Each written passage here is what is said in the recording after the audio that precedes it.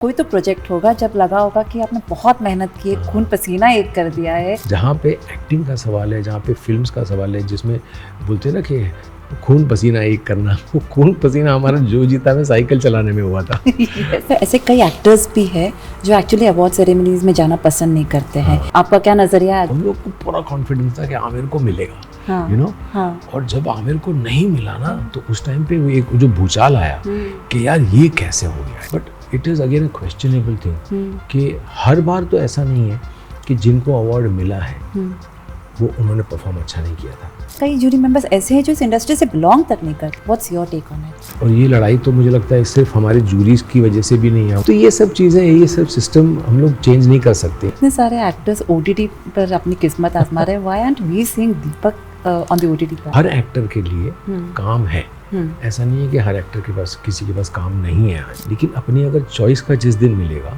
उस दिन मैं दिखाई दूंगा। What is Deepak's choice then? जो ये है आप देख रहे हैं। नमस्कार, मैं हूँ किरण जैन और आप देख रहे हैं अमर उजाला डिजिटल। इस वक्त हमारे साथ है वो अभिनेता जिन्होंने लगभग 35 साल इस इंडस्ट्री को दिए, अलग अलग किरदारों से अपनी छाप छोड़ी। लेकिन आज जो मौका है वो काफ़ी खास और काफ़ी इमोशनल भरा है, क्योंकि उन्हें वो सम्मान मिल रहा है जो एक इंडियन नहीं बल्कि एक इंटरनेशनल प्लेटफॉर्म उन्हें दे रहा है। हमारे साथ है दीपक तिजोरी। Deepak ji, congratulations firstly. आप ही की ज़ुबानी जानना चाहेंगे ये मौका कितना स्पेशल है और इमोशनल तो है ये आपके लिए? बहुत ज़्यादा इमोशनल है एक्चुअली में, बिकॉज एक टाइम था जब मैं शुरुआत की थी करियर की, तो एक एक्साइटमेंट होता है एक्टर के इसमें।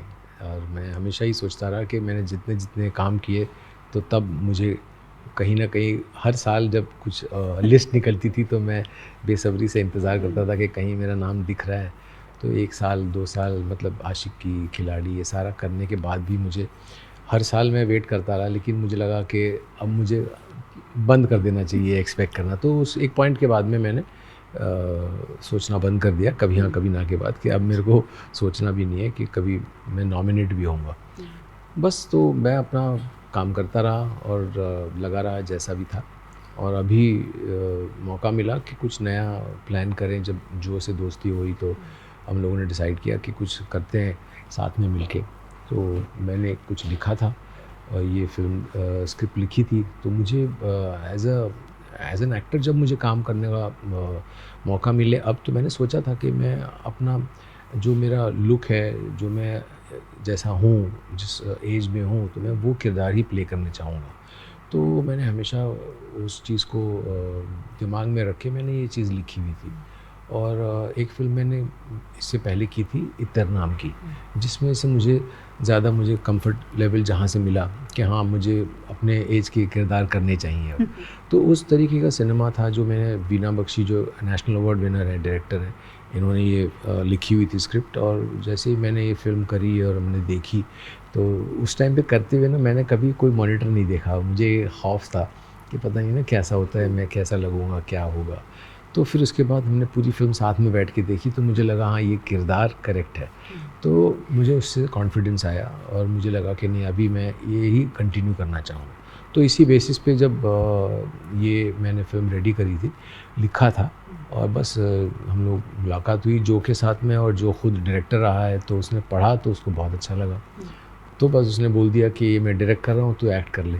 मैं बोला परफेक्ट, चलो मेरा काम हो गया। So I think it was just synergy which happened immediately. जैसे ये होते हैं ना कि कुछ ना कुछ कहीं केमिस्ट्री जम जाती है, दोस्ती के कन्वर्ट हो गई एकदम प्रोफेशनल केस में कि हाँ चलो हम लोग साथ में अब काम भी कर रहे हैं। तो बस वैसे ही मैंने इस फिल्म को लेकर सोचा था। लेकिन मैंने इतना नहीं सोचा था कि ये फिल्म इतने फेस्टिवल्स में जाने के बाद इसको इतना प्यार मिलेगा, तो इतने सारे लॉरेल्स आने लगे और अच्छी प्रशंसा मिलती है। तो आर्टिस्ट तो इसीलिए होता है कि हमें अच्छा लगे, कुछ हमारा काम लोगों को पसंद आए। तो मेरे ख्याल से वो छोटी सी फिल्म को, जो विज़न थी और जो एक प्लान था कि इसको हम लोग बना रहे हैं एज ए शॉर्ट फिल्म, लेकिन इसमें हम लोग प्रॉपर उसको दिखाएंगे एज अ फीचर फिल्म, तो जिसकी वजह से आई थिंक एवरीथिंग चेंज्ड।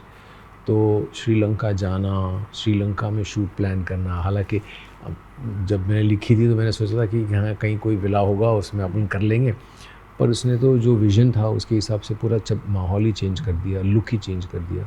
और फिर जो लड़की थी वो उलिया को उन्होंने सोचा, तो उलिया का आना भी एक बहुत अच्छा रहा, बिकॉज आई थिंक एक एक्टर और एक किरदार के साथ में जब दूसरा किरदार साथ में काम करता है, उसकी केमिस्ट्री, उसका परफॉर्मेंस, तो उसका परफॉर्मेंस अच्छा होना बहुत हमारे लिए भी ज़रूरी होता है। तो आई थिंक इट वाज वंडरफुल कि जो पूरी चीज़ें उसने बिठाई, सारे चेस के जो अलग अलग होते हैं, वो सारी चीज़ें उसने इतनी अच्छी तरह बिठाई थी कि I think it's become a nice wonderful product. और we are all very proud for this and I am very happy कि मैंने ये फिल्म में एज एन एक्टर ये प्रशंसा मिली मुझे बाहर के देश में, और मुझे अच्छा लगा कि कम से कम इतने सालों बाद मुझे कहीं पे कोई रिकग्निशन मिला।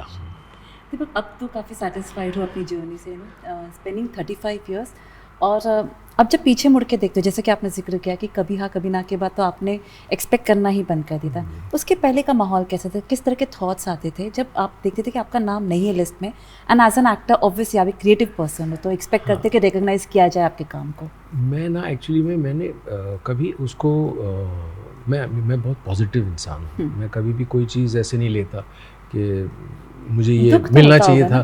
दुख मतलब ऐसा दुख नहीं होता था, मुझे सिर्फ ये लगता था कि शायद जो लोग जूरी में बैठते हैं, जो लोग सिलेक्ट करते हैं, तो वो अपने अपने एक उनके पैरामीटर्स होते हैं एक्टर को सिलेक्ट करने के। तो शायद मुझे लगा कि मैं उनके पैरामीटर में खरा नहीं उतरा, तो इसलिए फिर मैंने बोला कि चलो कोई नहीं, आगे करते हैं। ऐसे मैं करता गया अपना काम। तो मेरे ख्याल से I think I have not felt that whatever I have not got earlier, I have no regrets on it. Only thing I always felt कि मुझे लगा कि शायद मेरे साथ में उस टाइम पे उनको लगा कि और अच्छे लोग थे, और अच्छे होंगे, तो मुझे नहीं मिला तो कोई बात नहीं। लेकिन हकीकत ये थी कि जो अब मिला है, तो मैं समझता हूँ कि मेरे ख्याल से इट इज़ ब्यूटीफुल, बिकॉज एक आदमी का फेथ, एक एक्टर का एक कॉन्फिडेंस होता है, एक फेथ होता है अपने काम को लेकर। तो मुझे सबसे ज़्यादा प्रशंसा जब मुझे लोगों से मिलती थी तो वो कवर अप हो जाता था। मुझे इस बात का कभी दुख नहीं हुआ, क्योंकि मुझे आशिकी बोलो, जो जीता बोलो, सड़क बोलो, मुझे लोगों ने इतना प्यार दिया। मतलब मैं कहीं जाऊँ तो मतलब अभी भी उसका प्यार जो है आज तक बरकरार है। तो मैं समझता हूँ कि वो मेरा बहुत बड़ा अवार्ड था, और मैंने कभी इस बात को महसूस भी नहीं किया। हालांकि ये अब महसूस हुआ जब मुझे किसी ने पूछा कि तेरे को नॉमिनेशन मिला, तो मैं तो बोला, विश्वास ही नहीं किया जब मुझे फ़ोन आया जो ने, भाई तेरे को नॉमिनेट किया। मैंने क्या बात कर रहा है, पागल हो गया तू मैं एकदम से ऐसा हो गया कि क्या बात कर, हो ही नहीं सकता भाई। बोला मेरी तो किस्मत में लिखा ही नहीं है ये सब। तो बोलते नहीं भाई, बेस्ट एक्टर अवार्ड एलए में। क्या बात कर रहे हैं। तो I thought it was just a joke, he was cracking up, फिर मैंने उसको बोला, मैं तेरे को मालूम है, you have actually become one of the most biggest milestones of my career. Because एक ये माइलस्टोन होता है ना कि एक्टर की करियर में, तो मतलब 35 साल बाद ये वो डायरेक्टर जिसने मुझे ये माइलस्टोन अचीव करवाया, कि जो मैंने भट्ट साहब के साथ काम इतना किया, मैंने अच्छे लोगों के साथ किया, वो मुझे माइलस्टोन अचीव नहीं हुआ था तब भी, और आज जाके अचीव हुआ, तो मुझे बहुत खुशी हुई इस बात की। तो Deepak ji, I am sure एक ऐसा कोई तो प्रोजेक्ट होगा जब लगा होगा कि आपने बहुत मेहनत की है, खून पसीना एक कर दिया है, ये तो मेरा माइलस्टोन होगा मेरे करियर का, लेकिन नहीं मिला। देखो एक्चुअली हम लोग तो तब यंग थे, तो हम लोग इतने जोशीले एक्टर्स थे, तो हम लोग को जो रोल दिया जाता था, हम लोग तो पूरे इंटेंसिटी के साथ जो करना है, जो किरदार करना है, वही किरदार करना है। और ये भी कभी हमने प्लान नहीं किया। जैसे मैं एज एन एक्टर था, तो मैंने कभी, कई एक्टर्स होते थे वो प्लान करते थे, मैनिपुलेट करते थे, लेकिन मैं उस स्कूल से नहीं था। मेरे को जो भी करना है मैं करता था as an actor, as a किरदार। तो मैंने हमेशा वैसे ही किया। लेकिन जहाँ पे एक्टिंग का सवाल है, जहाँ पे फिल्म्स का सवाल है, जिसमें बोलते हैं ना कि खून पसीना एक करना, वो खून पसीना हमारा जो जीता में साइकिल चलाने में हुआ था। yes. हमारा इतना मतलब लिटरली जो फिज़िकल एफर्ट्स थी, वो physical effort as an actor, मतलब हम लोग को इतना जो हार्ड वर्क होता है, वो उस शेखर मल्होत्रा को अपने आप को कन्वर्ट करने में, to make him look like a Shekhar Malhotra, to make him feel like a Shekhar Malhotra, वो was very very difficult task. Because एक तो सामने मंसूर है, फिर आमिर है, तो it was so tough to कि वो एक अच्छा इंसान है, और वो मैं बुरा होते हुए भी बुरा नहीं हूँ, क्योंकि मैं एक कॉलेज का लड़का हूँ। तो मेरे जो भी है मेरा जस्टिफाइड होना चाहिए। मतलब ये नहीं है ना कि मैं विलन विलन बोलने के लिए विलन था, लेकिन एक्चुअली विलन जैसे अभी रिसेंटली हकीकत तो ये थी कि मंसूर ने भी यही बात अभी बताई कि यार आप लोग सब गलत समझ बैठे कि संजय लाल जो था वो सारा गलत काम करता था, शेखर मल्होत्रा सब एरोगेंस में था लेकिन वो सब सही काम करता था।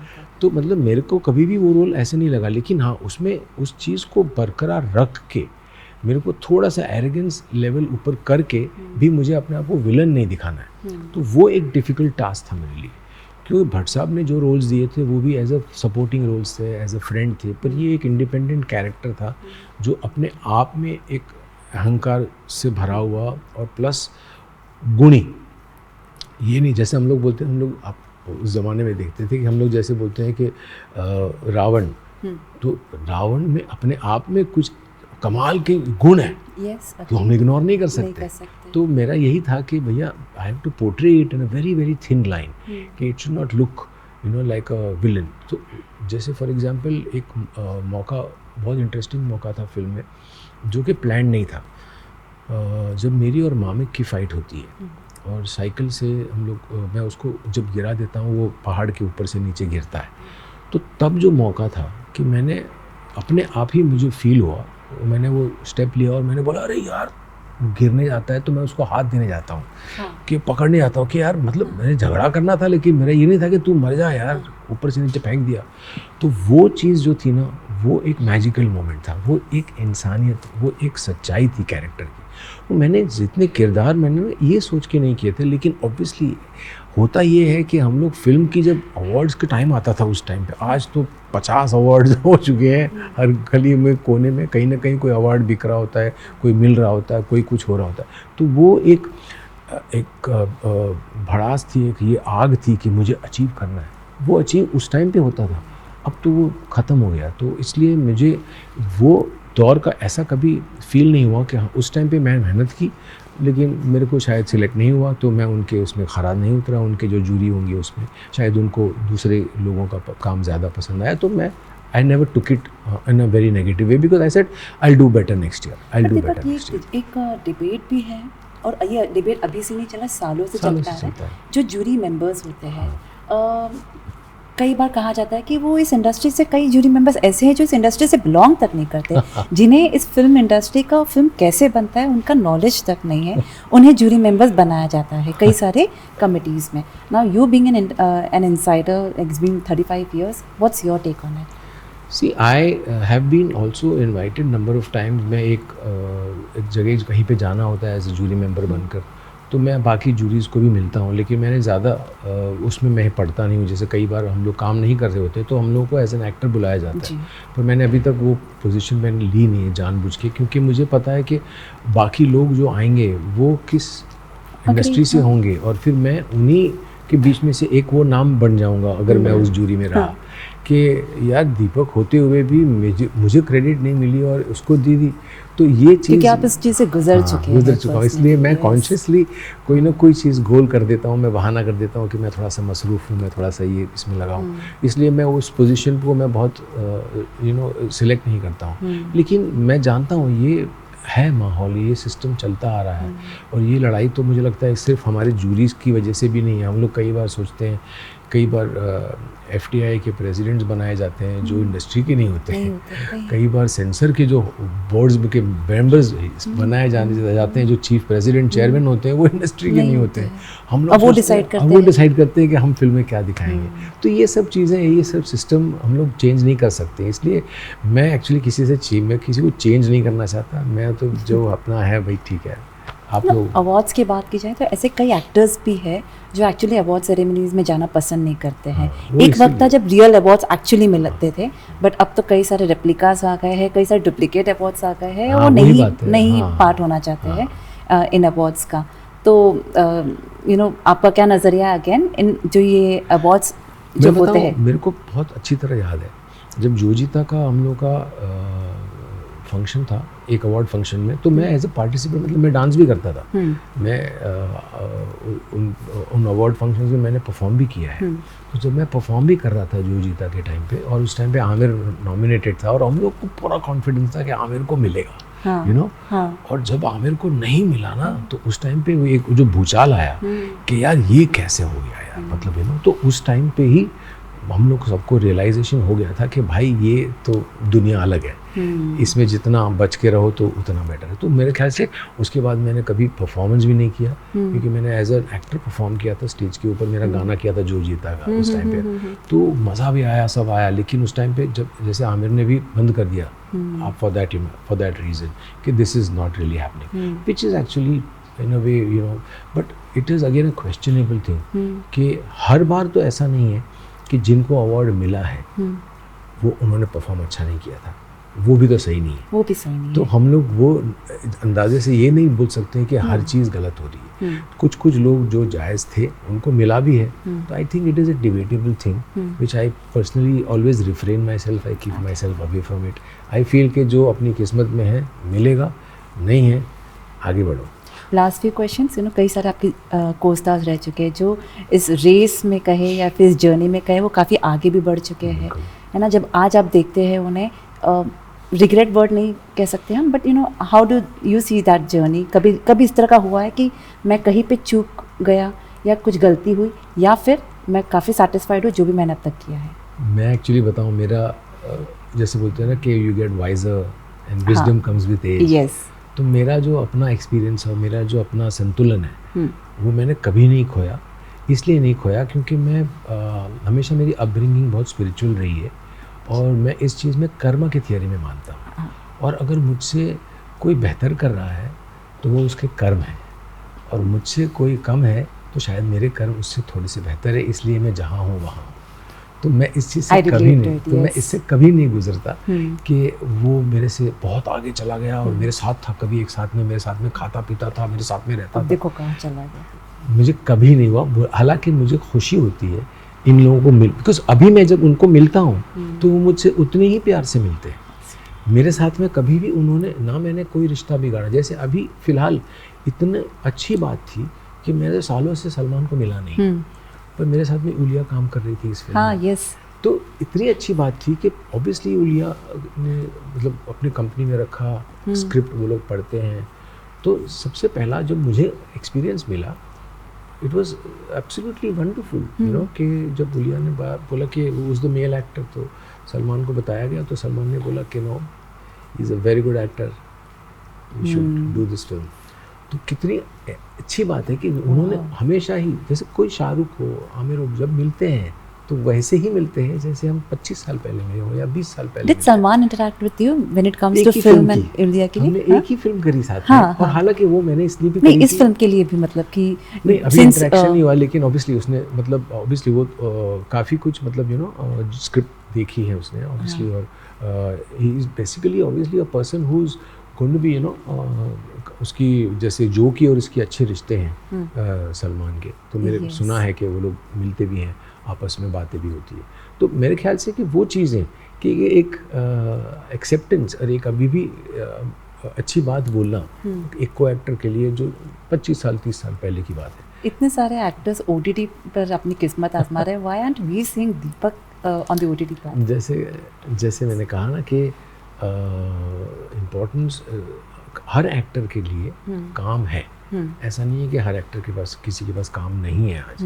काम सबको मिलता है, लेकिन अपनी अगर चॉइस का जिस दिन मिलेगा उस दिन मैं दिखाई दूंगा।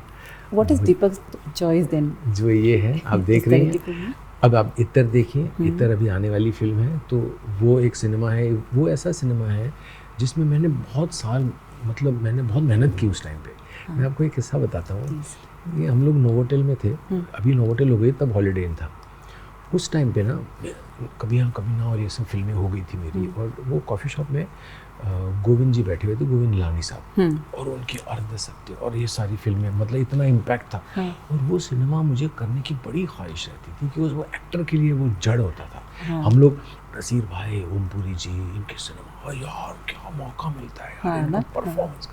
अब क्योंकि मेरे पे वो छाप लग गया था, तो मेरी इच्छा थी मैं वो सिनेमा करूँ। तो जब वो सिनेमा के लिए मैं गोविंद जी को एक दिन कॉफ़ी शॉप में बैठे हुए देखा, मैंने तुरंत बोला सर 1 मिनट बात कर लूँ, आप किसी की वेट कर रहे हैं, मैं टाइम ले लूँगा। अरे नहीं दीपक बैठो, तो मैं ऑलरेडी दीपक तिवारी जाना हुआ नाम बन चुका था, आशिकी, सड़क, ये वो सब। तो 94-95 की बात थी और वो बैठे हुए थे और मैंने बोला सर मुझे आपके सिनेमा में काम करना है, सर मुझे आपके साथ काम करना है प्लीज़। तो एकदम देखते रह गए मेरे को ऐसे ही। बस क्या हुआ सर? तो Deepak you can never work with me. तो मैं डर गया, मैं बोला यार ये क्या हो गया? बोलते you are a highly commercial property. हाँ, तो देखो एक वो टैग हो एक जाता वो है। यस अंतर, यस यस, वो अंतर का मुझे एहसास दिलाया, तो इसलिए फिर मैंने वो उस तरफ मैं गया नहीं। वो स्टीरियोटाइप हो जाता है। हाँ, पर उस तरफ मैं कभी किसी से मांगने भी नहीं गया काम कि यार वो अलग दुनिया है। और अब जब मैं वापस आने की गुंजाइश में था तो मुझे यही चीज़ खूबसूरत लगी कि मेरी पहली जो अटेम्प्ट है वो सिनेमा है जो इरफान भाई करते थे। वो जो इरफान भाई जो फिल्में करते थे वो इतर है। तो वो ब्यूटीफुल फैमिली फिल्म, ऐसी लव स्टोरी है मैच्योर्ड कपल की, ऋतुपर्णा सेन के साथ मैंने की है, ऋतुपर्णा सेन गुप्ता, वो भी नेशनल अवार्ड विनर, ये डायरेक्टर नेशनल अवार्ड विनर, इसमें विश्वदीप चटर्जी का साउंड है वो नेशनल अवार्ड विनर, वो सारे चट्टे बट्टे सब।